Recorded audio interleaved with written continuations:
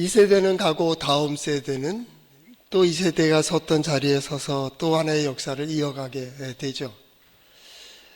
명절을 맞이하면서 가족들이 또 친척들이 만나면서 그 세대들의 교체들을 이렇게 보게 됩니다.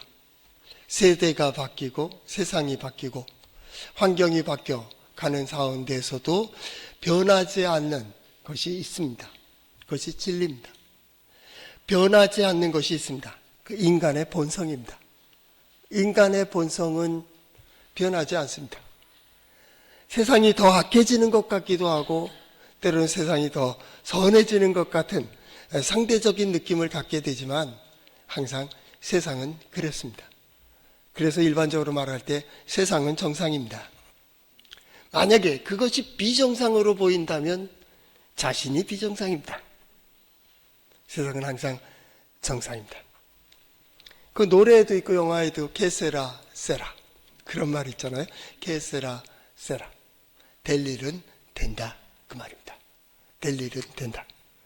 우리 역시도 마찬가지입니다. 인생 그 정도였습니까? 염려는 내려놓으세요. 되는 대로 됩니다. 뿌린 대로 심은 대로 거기에 수고하고 정성을 가꾼 그대로 심은 대로 거둬지는 거예요. 게세라 세라. 우리 삶 속에 마찬가지죠. 세대가 교체되고 또 교체되어지는 과정에 어디는 한쪽 방향을 향하여 어디는 저쪽 방향을 향하여 가게 되죠. 선이든지 악이든지 말입니다. 어떤 분이 후회합니다. 그럴걸 저럴걸 좀 더 배울걸 아니면 그거 해볼걸 그럼 뭐 되느냐고 못해서 가볼걸. 우리 여행 가잖아요. 여행 가볼걸. 근데 지금 그 자리로 돌아가면 할 것 같아요? 안 한 사람은 안 합니다. 못하는 사람은 못합니다. 그랬다면 오늘 하면 됩니다. 오늘도 새롭게 배워보고 새롭게 관계를 맺어보고 어차피 인간의 역사니까요. 별것 아닌 것 가지고 토라지고 별것 아닌 것 때문에 중요한 거 놓칠 때가 얼마나 많습니까? 바라기는 이번 명절에 이렇게 만나게 되면 또 기쁜 마음과 또 하나는 기대입니다. 부모를 만나고 자녀를 만나고 형제를 만나는 그 기대가 크면 클수록 실망도 커요. 실망도 커요. 그래서 사랑한다고 만났고 사랑하는 사람들이 만나서 싸우는 이유가 뭐냐면 기대가 커서 그렇습니다. 기대하지 마세요. 그냥 사랑하는 사람들이 만나는 겁니다. 만나고 싶은 사람들이 만나는 겁니다. 마음의 고향이기도 하고 내 인생의 고향에 거기서 사랑하는 사람들이 만나는 겁니다. 만날 수 있음에 감사하고 만남의 기쁨을 가지고 내가 그들에게 소망을 갖는 것처럼 그들 역시도 나의 말을 듣고 나의 모습을 보며 소망을 갖는 나에게도 사랑하는 사람이 있다고 하는 나에게 기대하는 사람이 있다고 하는 그거로 힘을 얻고 다시 또 새해를 출발하는 우리 성도들의 가족들 될 수 있기를 축복합니다. 오늘 성경 말씀은 그 마음으로 시작해야 됩니다. 오늘서부터 우리는 엘리사에 대한 역사를 보게 될 겁니다. 엘리, 나의 하나님은 야훼다. 여호와는 나의 하나님이다. 엘리, 나의 힘은 여호와다. 여호와는 나의 힘이시다. 라는 고백입니다. 그래서 작년 한 해 동안을 엘리야 살펴보았습니다. 엘리야, 그를 따르는 또 하나의 생도인 엘리사. 다시 엘리야의 자리에서 그 사역을 이어가게 됩니다. 엘리사라는 말은 나의 하나님은 구원이시다. 나의 하나님은 구원이시다. 나의 하나님은 구원이 되신다. 한 걸음 더 나가는 겁니다. 우리가 하나님을 알자라고 했을 때 우리는 세 가지를 얘기했습니다. 첫째는 하나님의 속성을 알아야 됩니다. 하나님은 정의로우시고 은혜로우시고 두 번째 속성은 자비로우십니다. 하나님은 정의로우신 동시에 자비로우십니다. 그렇기 때문에 십자가가 있는 겁니다. 죄를 풀어주십니다. 그리고 새로운 기회를 주십니다. 우리는 정의의 기도를 못합니다. 우리는 하나님의 자비에 그 기둥을 붙들고 기도하는 겁니다. 하나님, 저희들에게 긍휼을 베풀어 주세요. 저희들에게 자비를 베풀어 주세요. 두 사람이 기도하러 성전에 올라갔습니다. 하나는 바리새인이고 하나는 세리였습니다. 바리새인은 기도합니다. 하나님, 저는 저 세리와 같지 않음을 감사합니다. 10의 1조를 드렸으며 시간을 드렸으며 기도했으며 좋은 일을 했고 선한 일을 했고 쫙 얘기합니다. 사실 그랬습니다. 세리는 차마 하늘을 우러러 보지 못하고 가슴을 치며 얘기합니다. 하나님, 나를 긍휼히 여겨주세요. 나는 죄인입니다. 그렇게 기도합니다. 예수 그리스도의 복음의 마지막 결론은 저가 세리가 의롭다함을 받고 내려갔느니라. 아니, 바리새인이 더 의롭지 않아요? 선한 일을 했고 의로운 일을 했고 의로운 자리에 섰고 해야 될 일 해야 될 길을 갔는데 하나님 보시는 것은 세리였습니다. 하나님 앞에 선 자의 그 마음과 그 자세가 어떠해야 되는지, 하나님과 나와의 관계 속에, 너와 나의 관계 속에 어떻게 서야 되는지, 이전에는 수직적인 관계에서 생각했습니다. 아버지가 얘기하면, 어머니가 얘기하면 들어야지. 근데 지금은 그게 아니에요. 수평적인 관계가 되었대요. 그건 뭐 세상이 얘기하는 거니까. 그건 아니지. 아버지는 아버지고 부모는 부모고 자식은 자식이지. 좋다 이겁니다. 1대1의 관계에서도 마찬가지입니다. 서야 될 자리에 서는 겁니다. 수평적인 관계도 좋습니다. 아버지, 부모로서 부모의 자리에 서는 겁니다. 자녀들로서는 자녀의 자리에 섭니다. 밑이라 위가 아닙니다. 각자의 자리에 서는 겁니다. 이제는 관계가 중요합니다. 관계가.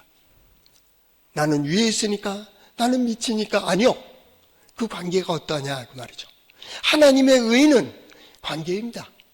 하나님은 하나님으로서, 나는 그의 백성으로 그 앞에 서는 겁니다.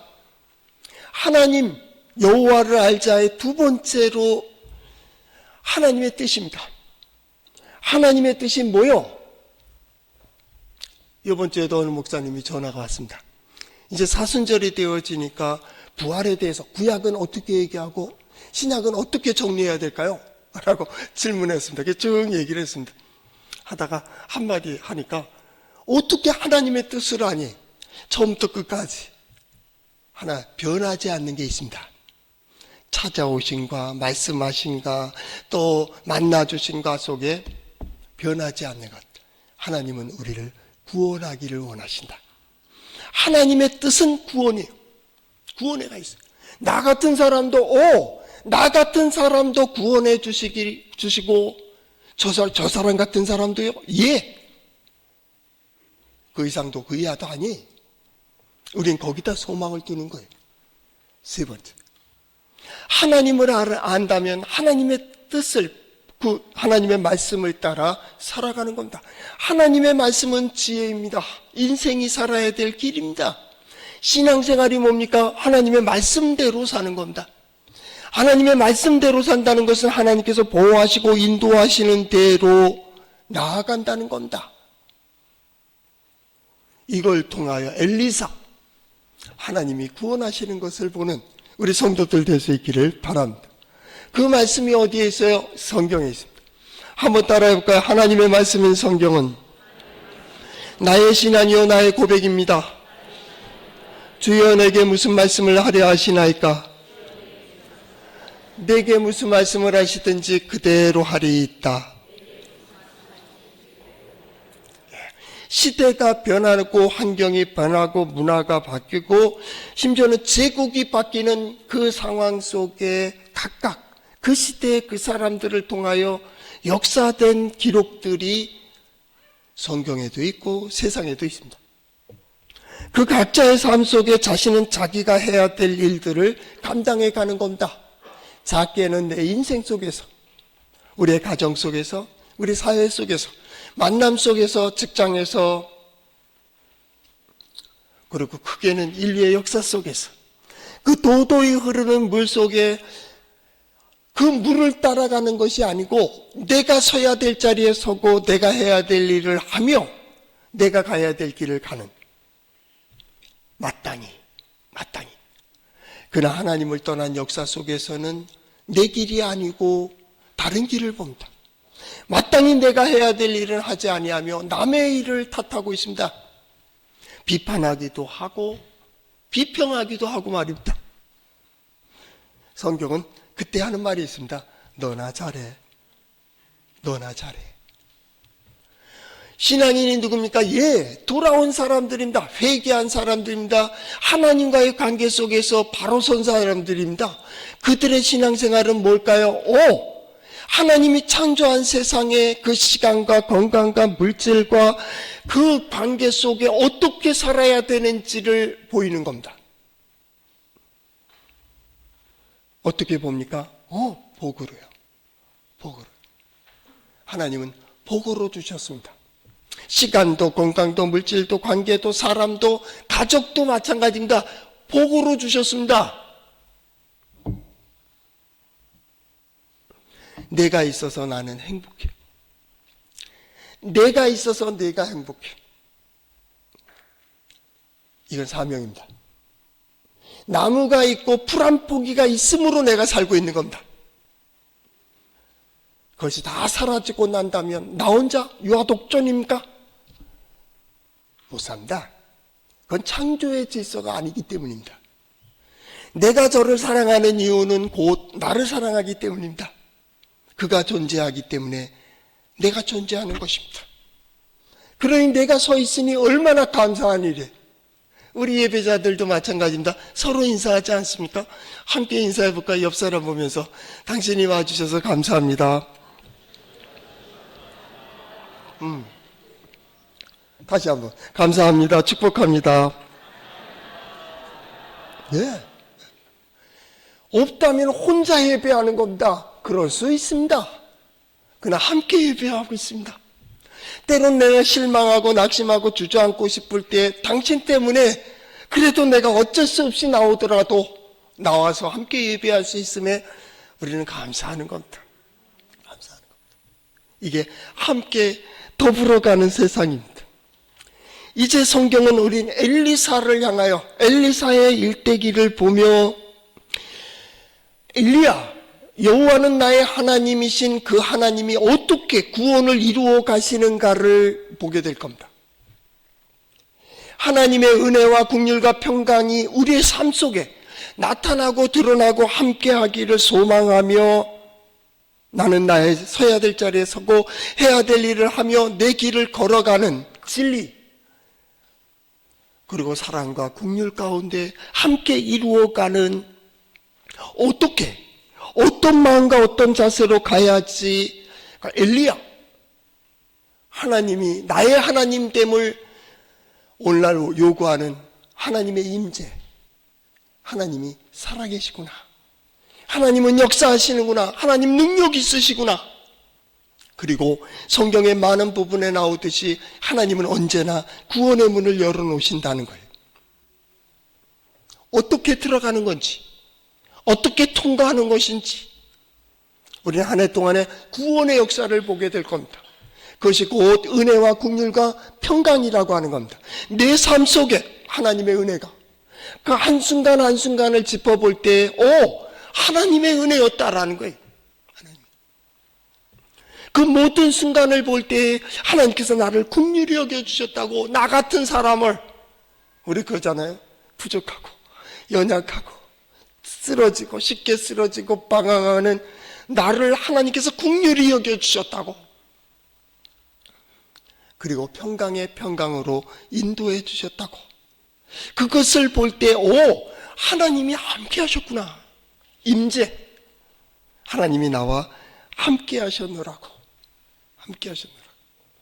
오늘 엘리사를 통해서는 어떻게 하나님께서 그렇게 역사하실까, 엘리야에게 약속된, 아니 엘리야의 모습이 그대로 엘리사에게 드러나며 엘리사의 고백은 항상 고백적입니다.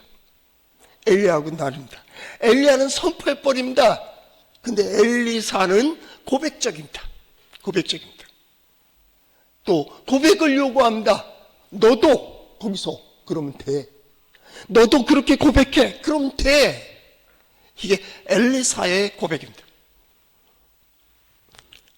엘리사가 부름받은 것처럼 또한 우리의 삶 속의 신앙이 뭐냐라는 것을 우리 엘리사를 통해서도, 아니 다른 성경을 통해서도 알 수 있지만 특별히 엘리사를 통해서 보게 될 겁니다. 삶 속에 부르신다고.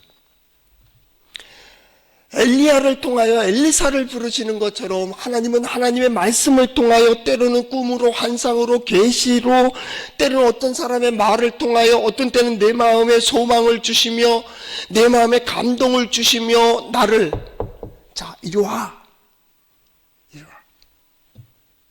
이게 맞잖아, 그죠? 이게 맞잖아. 때로는 들려주시고 때로는 보여주시고 때로는 깨닫게 해주심으로 우리를 보호하시고 인도해 가시는 말이다. 거기에 누가 엘리사와 같이 고백할 수 있을까? 라는 겁니다.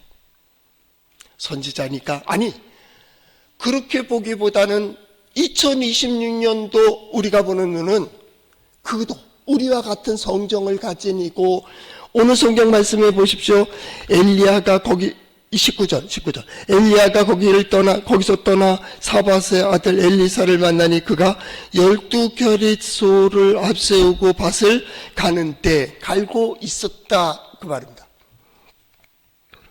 12겨릿소라고 하는 말은 한 쌍에 밭 가는 거 있잖아요. 네. 두 소가 한 쌍이 되어서 이렇게 갈 때 그걸 겨릿소라고 합니다. 그러니까 12겨릿소니까 24마리 정도 가지고 있는 걸로 농사를 한꺼번에 짓고 있는 거예요. 거기에 일상의 생활을 하고 있는 거예요. 어느 특별한 생도가 아니에요. 그가 소명을 가지고 혹은 사명을 가지고 아니면 헌신하며 나도 하겠다는 결단이 있는 사람도 아니에요. 일상이에요. 일상 속에 하나님은 누군가는 말씀을 전하는 자로, 누군가에게는 삶 속의 변화를 일으키는 자로, 어떤 자는 하나님을 찬양하는 자로, 어떤 자는 하나님의 능력과 지혜를 보여주는 자로, 모든 것은 하나님의 영광이에요. 그 모든 걸 통하여 하나님이 어떠하신 분인지, 능력을 알게 하고 하나님이 어떻게 인도하시는지 그 지혜를 보게 하신다. 나를 통해요? 예. 나를 통해. 우리 각자 나를 통해서. 어떤 사람은 어둡고 혼란한 길을 가고 비바람이 몰아치고 안개가 낀 것 같이 뿌연 길을 걸어가는 그 순간에도 하나님은 내가 너를 통해서 보여주겠다는 거예요. 보여주겠다. 그것이 하나님의 역사입니다. 일상을 통하여. 일상. 그러므로 우리는 기도하는 겁니다. 매 순간마다 하나님, 이 사건을 통하여, 이 일을 통하여, 이 상황을 통하여 하나님이 살아계신가 나와 함께 하심을 보여주세요. 보여주세요. 우리 사랑하는 사람들을 위해서 기도할 때도 마찬가지입니다. 내 사랑하는 아내, 남편, 자녀, 부모, 아니 이 문제를 통하여 하나님 나와 함께 하심을 보여주세요. 그것이 기도의 제목 아닙니까? 작년의 기도의 제목이 뭡니까? 여호와여 나를 생각하사 내게 복을 주시옵소서. 복을 주시옵소서. 나를 기억해 주세요. 나를 기억해 주세요. 그를 볼 때 나를 기억해 주세요. 우리 사랑하는 사람들을 위해서 그런 기도 드리는 거 아닙니까? 저는 그렇게 생각합니다. 신앙인으로서, 믿음의 사람으로서 하나님께서 내게 보여주시고 들려주시고 깨닫게 해주신 것은 반드시 나는 그 자리에 서기를 소망한다. 하나님께서 어떻게 이루어 주시는지 분명히 보는 거예요. 이게 저만의 고백입니까? 동해 제1장로교에 속한 모든 성도들의 고백이 될 수 있기를 축복합니다.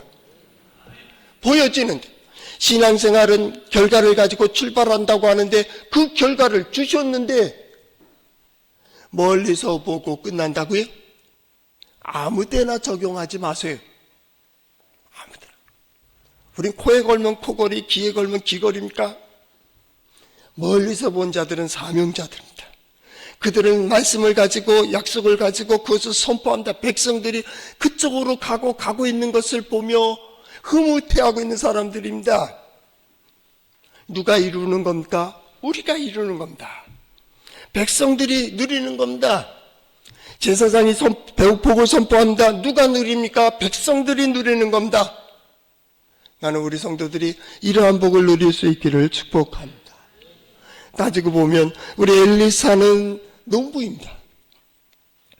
농부가 선지자로 부름받고 있는 겁니다. 거기에 보니까 그렇게 소를 갈고 있을 때 중반절, 19절 중반절, 엘리야가 그리로 건너가 겉옷을 그 위에 던졌다니라는 겁니다. 그 위에 던졌다는 겁니다. 엘리야와 비슷한 고향에 살고 있는 엘리사, 알고 있었는지 모르고 있는지도 모릅니다. 엘리사에 대한 과거에 대하여 그렇게 기록을 해놓지 않았습니다. 엘리야 역시도 마찬가지입니다. 어디 사람 엘리야가 아방의 앞에 서서 가뭄을 선포합니다. 그전엔 엘리야에 대한 기록이 없습니다. 후대 신학자들은 거기에 대한 관심을 가지고 연구를 합니다.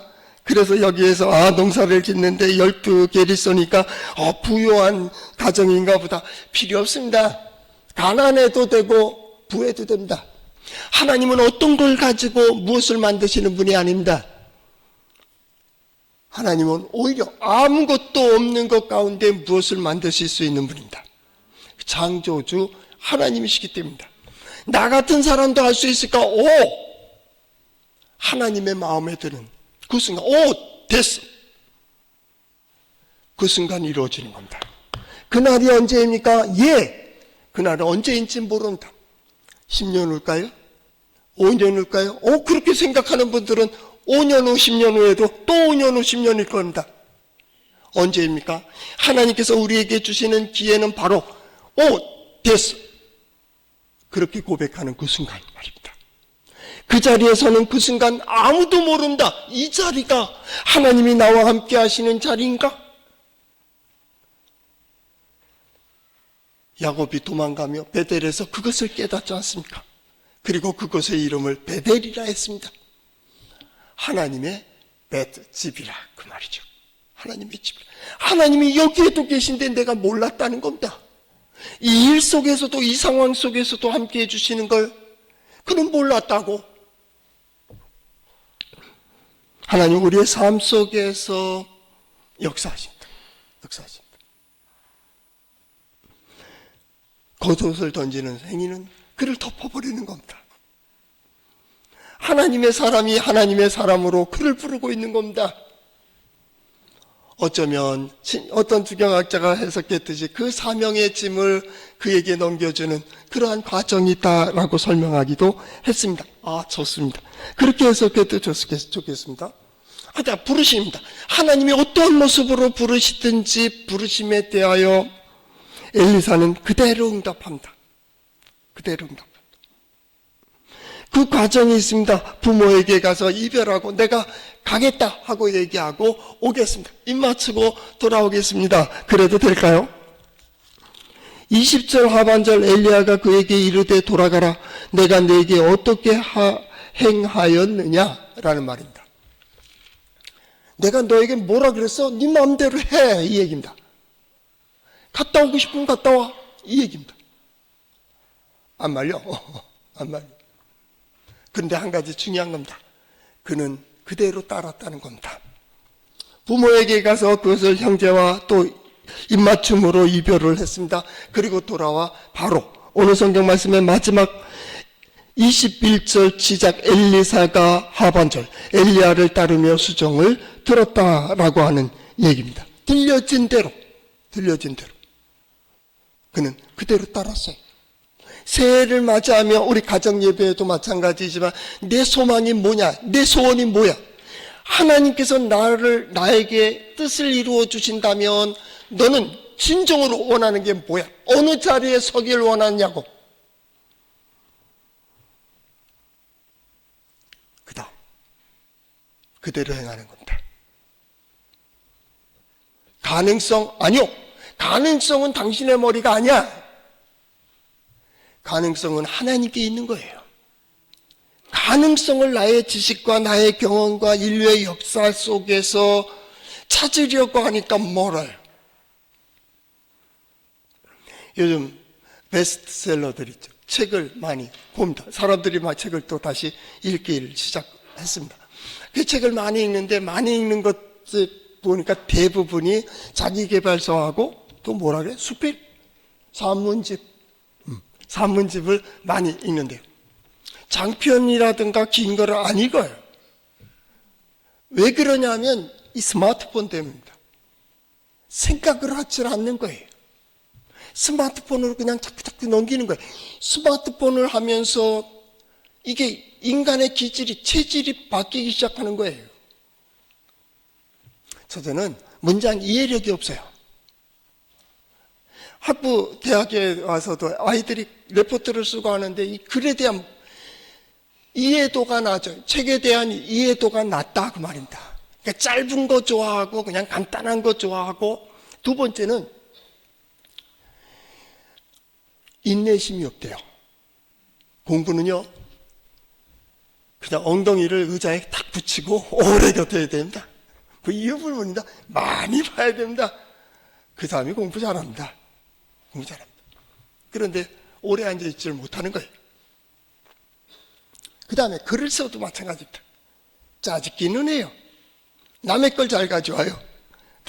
잘라와서 메꿔 놓는데 자기 게 없어요. 아이디어가 없어요. 뭐에 대한 주제를 줘도 이걸 논리적으로 설명을 못해요. 왜요?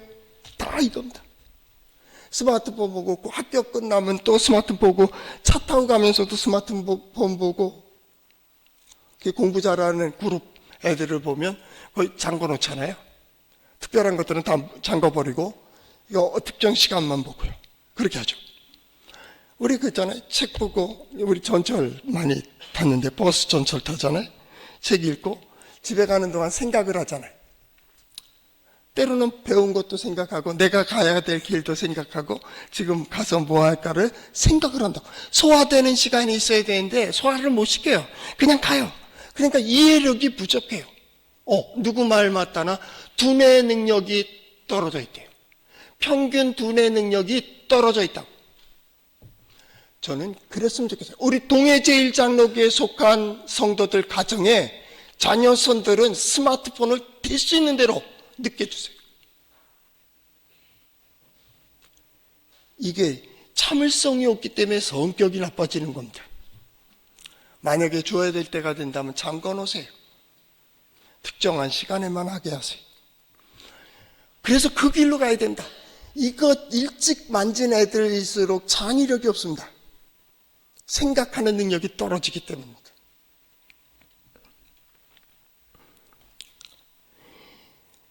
부르심에 대하여 즉각적으로 응답할 수 있는 가장 중요한 것, 근본입니다. 내가 누구냐라는 것, 어디에 속했느냐. 어쩌면 작년 전반기까지 기본으로 돌아가자. 우리 교회도 마찬가지입니다. 교회들 총회도 기본으로 돌아가자. 교회의 근본. 지금은 그럴 때 아닙니다. 지금은 실천할 때입니다. 나아가야 될 때입니다. 어떻게 나갈까? 이게 중요한 거지. 기본은 끝난 겁니다. 2026년 그래서 흔히 말하잖아. 속도전이라고. 빨리빨리 끝내야 됩니다. 빨리빨리 생각하고 빨리 가야 됩니다. 먼저 선점하는 자의 것이기 때문입니다. 그렇다 그래. 신앙생활, 신앙생활 역시 마찬가지입니다. 하나님께서 보여주시고 들려주시는 대로 거기서 2초만 지나면 불신앙으로 갑니다. 계산이 됩니다. 손해가 될 것 같은데, 불편할 것 같은데, 힘들 것 같은데, 어려운 것 같은데, 그래서 저는 결단할 때, 결단시킬 때 그러면 생각하고 해. 저는 대체로 직접적으로 1대1로 부탁은 안 갈 겁니다. 안 합니다. 목사한테 아니요 하는 게 습관이 돼도 안 되지만은 아니요 하기가 쉽지 않을 것 같아서 그래요. 그냥 공개 모집을 좋아합니다. 그건 생각할 게 없습니다. 생각하면 새로움 없습니다. 생각하면 발목 잡습니다. 들려주시고 깨닫게 해주시는 대로 엘리사의 삶을 통하여 그는 그대로 응답합니다. 하나님께서 감동시켜 주시는 대로, 말씀하시는 대로, 계시해 주신 대로 그대로 응답합니다. 우리는 순종이라고 합니다. 순종. 그건 자동입니다. 하나님. 왜요? 그에게 절대 가치를 뒀거든요. 오직 하나님만이 해답이라고 하는 그 마음 가지고 우연은 없다. 어린아이가 나한테 얘기하더라도 이유 있다 라는 겁니다. 이유 있다. 그리고 주께서 원하시면, 그의 뜻이라면 이게 믿음입니다. 엘리야가 엘리사에게 옷을 던져 덮습니다. 엘리사는 그 옷을 덮임을 받습니다. 저는 그런 생각을 해서 사순절을 좀 이렇게 기도하면서 그 생각을 합니다. 하나님의 영이 나를 덮을 때, 하나님께서 나를 이렇게 덮어주실 때 새로운 삶으로 이끌고 가기 위하여 농부에서 선지자로 엘리사가 가는 것처럼 내가 새로운 지금까지 보지 못했던, 아니 상상하지 못했던 하나님의 역사를 보기 위하여 나아가려고 할 때 어떤 마음, 어떤 자세로 응답해야 될까? 진정 변화를 원한다면 생각하지 마세요. 진정 내 삶이 변하기를 원한다면 들려지는 대로 하세요. 하나님께서 내게 어떻게 들려주시고 어떻게 가시는지 하나님께 절대 가치를 부여했다면 하나님의 부르심에 즉각적으로 응답하는 말입니다. 이해하는 겁니다. 예. 누가 부탁해도 마찬가지 아닙니까? 우리 한번 사순절 기간 동안 이거 한번 실천해 볼까요? 아내가, 남편이, 자녀가, 부모가 뭔가 부탁할 때 이것 좀 해줘요. 그러면 여러분 어떻게 생각할까요? 지금 뭐라고 대답할까요? 세 가지 대답입니다. 싫어. 난 너 싫어. 그래서 싫어. 두 번째 하고 그대로 응답하는 사람이 있고요. 세 번째는 무슨 얘기인데 들어보고 있잖아요. 저는 그랬으면 좋겠어요. 사순절 기간 동안에는 무조건 예. 요구하면 무조건 예. 단 이해하는데 바로 즉각적으로 해줘요. 나중에 없어요. 나중에 있어요? 아워 페이스라고 하는 책이 있습니다. 아주 얇은 책이 있는데 독일 신학자가 쓴 겁니다. 거기에 나중에, 거기엔 데스, 죽음. 나중엔 죽음이라는 겁니다. 하루에 끝내는 겁니다. 이거 좀 저기다 갖다 부모님이 놔줄래? 혹은 놔주세요. 그러면 내가 어떤 일을 하든지 일어나서 그냥 갖다 놓고 그 다음에 하세요. 사순절 요 기간만 할 수 있겠어요? 10사람을 하겠다는 축복합니다. 그죠? 거기에 새로운 역사가 있는 거예요. 인생이 바뀐 작은 습관이 모여서 인생이 됩니다. 오늘 나의 모습, 나의 현 삶은 과거에 살아온 것의 결과예요. 엉뚱한 일이 아니에요. 내가 선택한 거예요. 내가 이 길을 간 거예요. 그 결과가 오늘이에요. 이젠 과거는 바꿀 수가 없어요. 그렇다면 미래, 다 가야 될 이 미래를 어떻게 살아갈까?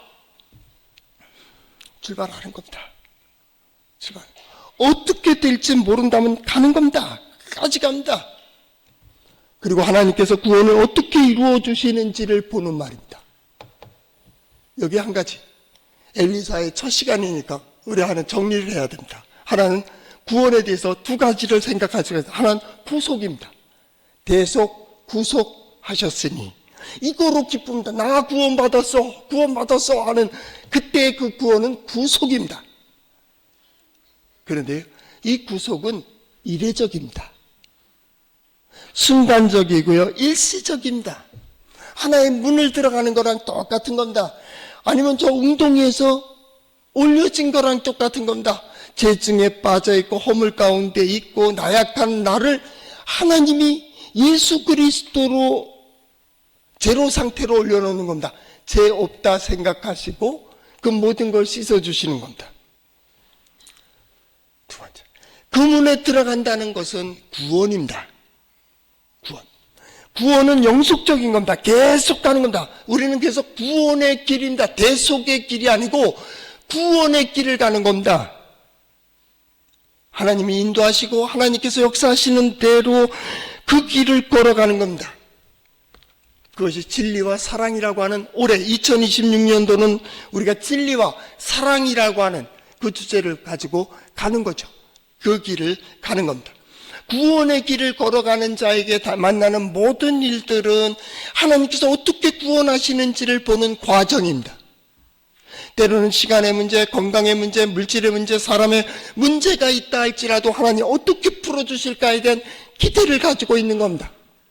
구원의 길, 믿음의 길입니다. 믿음으로 갑니다. 이것도 풀어주시고 이것도 풀어주시고 이것도 풀어주시고 이것도 풀어주시고, 인생에 보여지는 세상은 언젠간 끝납니다. 그 순간 그 큰 문 앞에 이 믿음의 사람은 그 문이 열리는 걸 봅니다. 왜요? 계속 열어지는 것을 보았습니다. 그 문에 어떻게 들어가는지를 알고 있습니다. 저는 그랬으면 좋겠습니다. 우리 동해제1장로교에 속한 성도들이 교회에서 하나님을 의지하는 법을 배우고 하나님의 말씀을 듣는 법을 배우고 하나님의 말씀대로 사는 법을 배우며 인생의 문제를 어떻게 풀어가며 풀어주시는가를 보며 구원의 길을 걸어가며 함께 기뻐하고 함께 즐거워하는, 그래서 시편 73편 28절에 나오듯이 하나님을 가까이 함이 내게 복이라. 내가 주 여호와를 나의 피난처로 삼아 주의 모든 행적을 전파하리이다. 하나님 이렇게 역사하셨다고, 이렇게 역사하셨다고. 2026년도가 여러분의 삶 속에 가장 아름다운 역사의 출발이 될 수 있기를 축복합니다.